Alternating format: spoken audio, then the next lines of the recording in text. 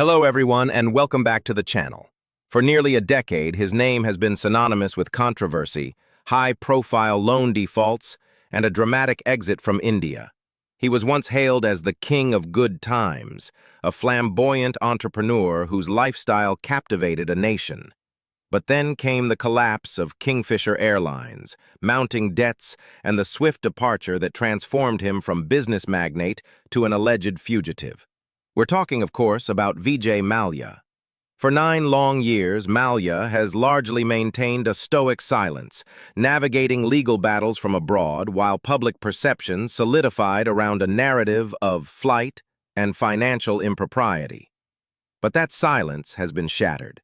In a recent, extensive podcast interview, Vijay Mallya has finally broken his quietude, offering his version of events, a startling apology, and even setting conditions for a potential return to India. This isn't just another news bite.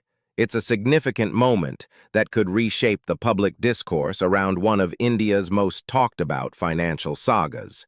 Today, we're diving deep into what Vijay Mallya said, why it matters, and what implications these statements carry for his future and the ongoing legal battles.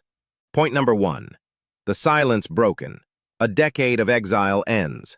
For 9 years, since March 2016, Vijay Mallya has resided in the United Kingdom, steadfastly fighting extradition attempts by Indian authorities who accuse him of fraud and money laundering.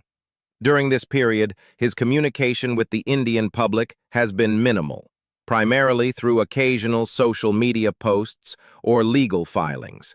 This extended silence had only deepened the mystery and fueled speculation around his motivations and the truth behind Kingfisher Airlines' dramatic downfall. Now, in an extensive 4-hour-long podcast interview with YouTuber Raj Shamani, Mallya has chosen to finally share his narrative. This isn't a brief statement or a carefully crafted press release. It's a detailed, in-depth conversation where he addresses a multitude of accusations, revisits the past, and lays out his defense. The timing of this interview is crucial, coming at a point where many of his assets have been seized and the legal noose appears to be tightening. What compelled him to speak now? Was it a strategic move to sway public opinion, a genuine desire to clear his name, or perhaps a tactical maneuver in his ongoing legal fight? He claims it's about setting the record straight with facts and the truth, a sentiment echoed in a subsequent post on X. This public appearance is the first of its kind for Mallya in nearly a decade, marking a significant turning point in a saga that has captivated India for years. Point number 2. An apology to Kingfisher staff, acknowledging responsibility. Perhaps one of the most striking elements of Mallya's recent statements was his direct and rare public apology to the former employees of Kingfisher Airlines. The airline's collapse in 2012 left thousands of staff members without jobs, and many with unpaid salaries and dues, leading to immense hardship and public outcry. For years, the plight of these employees remained a painful reminder of the airline's failure and Mallya's alleged abscondence. In the podcast, Mallya explicitly stated, "I would say I am deeply sorry for what happened to them. I would say that I am deeply sorry that some of them didn't get paid their salaries. I have no excuses to offer. I take full responsibility." This acknowledgement of responsibility, after years of silence, has resonated with many. He further claimed that efforts to disperse pending salaries were obstructed by legal proceedings. According to Mallya, there was money deposited with the Karnataka High Court, and he specifically applied to the court to release these funds for employee salaries. However, he alleges that the banks objected, and the court refused permission, leaving him unable to act further. While this apology offers a measure of remorse, it also comes with a significant caveat, placing blame on the banking system and legal framework for the inability to pay salaries. This raises questions. If funds were indeed available and he was willing to pay, why was the legal process so prohibitive? This part of his statement attempts to shift some of the responsibility from his shoulders, framing him not as someone unwilling to pay, but as someone prevented from doing so by external forces. The impact of this apology on the affected employees and the broader public remains to be seen. Point number 3. Denying the chore label, a fight for his reputation. Beyond the apology, Mallya fiercely contested the widely used label of chore or thief, which has become almost synonymous with his name in India. His denial is one of the most emphatic points of his entire interview. Call me a fugitive for not going to India post-March 2016. I didn't run away, I flew out of India on a pre-scheduled visit. Fair enough, I did not return for reasons that I consider are valid, he asserted. So if you want to call me a fugitive, go ahead. But where is the chore coming from? Where is the chori? Theft. Mallya argues that while he may be considered a fugitive for not returning to India after his departure, the accusation of theft is unfounded. He contends that his personal guarantees were given for the loans, and a significant portion of the debt has already been recovered by the banks through the sale of his assets.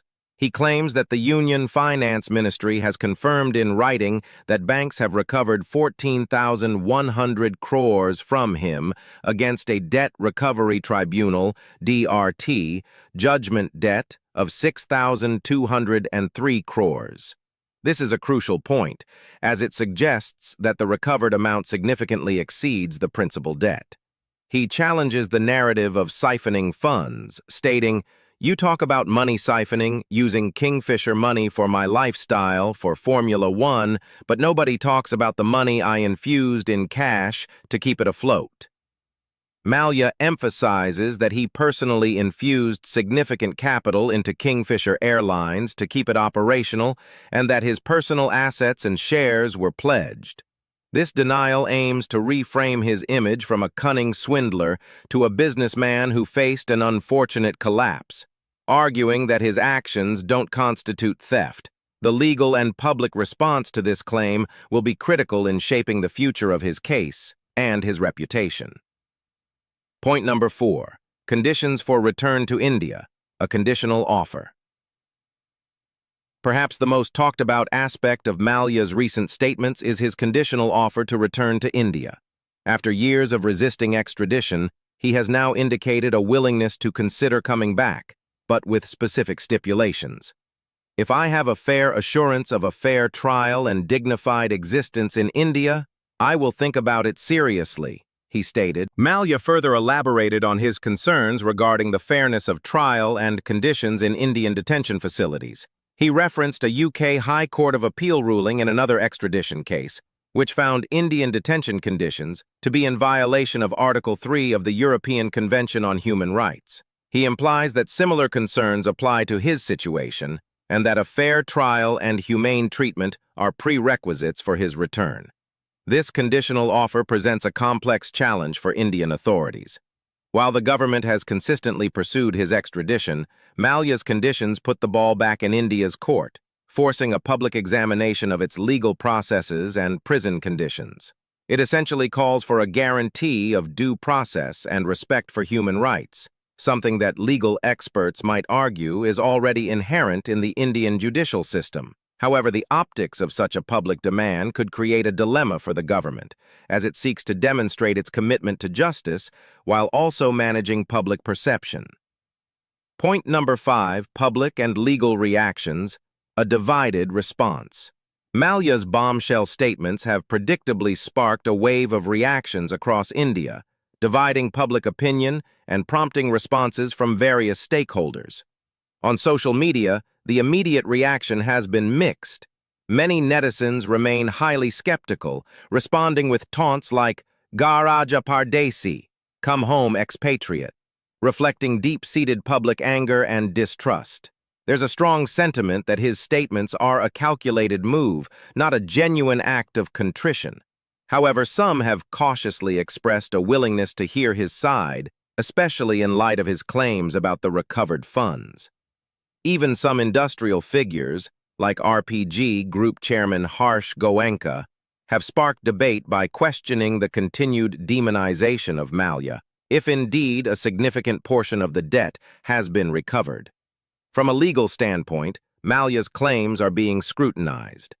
While he asserts that 14,100 crore rupees have been recovered, Indian investigating agencies like the CBI and Enforcement Directorate maintain that there are still significant charges of criminal conspiracy, fraud, and money laundering against him, beyond just the loan default. They argue that the case is not merely about repayment, but about alleged financial crimes. The Indian government has not yet formally responded to his conditions for return, but the pressure will undoubtedly mount for a clear stance. Legal experts emphasize that assurances of a fair trial are intrinsic to the Indian judicial system, and that Mallya, like any other accused, would be subject to due process upon his return. Conclusion. Vijay Mallya's decision to break his 9-year silence marks a pivotal moment in one of India's most high-profile financial sagas. His apology to Kingfisher employees, his vehement denial of being a chore, and his conditional offer to return to India have reopened old wounds and ignited new debates. The coming days and weeks will be crucial. Will his claims about the recovered funds and his innocence hold water in the public eye, and more importantly, in the courts? Will the Indian government respond to his conditions, or will the path to his return remain solely through the established extradition process? The legal complexities are immense, involving international law, multiple agencies, and vast sums of money. Regardless of the immediate outcome, Mallya's statements have injected fresh urgency into a case that many believed had settled into a predictable pattern. They force us to reconsider the nuances of financial crime, the role of perception, and the ongoing pursuit of justice. The king of good times may be in exile, but his voice, it seems, can still command attention, leaving us to wonder, what will be the next chapter in the extraordinary story of Vijay Mallya?